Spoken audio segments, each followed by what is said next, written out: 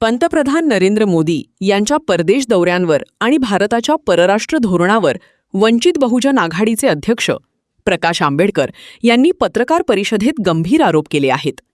मोदी यांचा हा दौरा स्टंट आणि केवळ स्पॉकस्क्रीन असल्याचा आरोप करत त्यांनी भारताच्या परराष्ट्र धोरणावर तसेच इंधन आणि महागाईच्या मुद्द्यावर सरकारला जबाबदार धरले. आंबेडकर यांनी दावा केला की आंतरराष्ट्रीय संघर्षांचा परिणाम भारताच्या ऊर्जा पुरवठ्यावर झाला आहे आणि भारताच्या इस्रायल पॅलेस्टाईन भूमिकेमुळे काही देशांशी संबंधांवर परिणाम झाल्याचा आरोपही त्यांनी केला. तसेच काही औद्योगिक कंपन्या आणि निर्यात व्यवहारांबाबतही त्यांनी प्रश्न उपस्थित केले.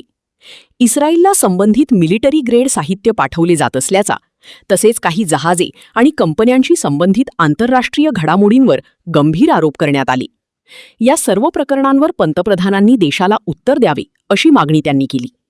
महागाई आणि इंधन संकटाबाबत बोलताना भारताच्या क्रूड ऑइल पुरवठ्यावर परिणाम होत असल्याचा दावा करत सरकारच्या धोरणांवर टीका करण्यात आली.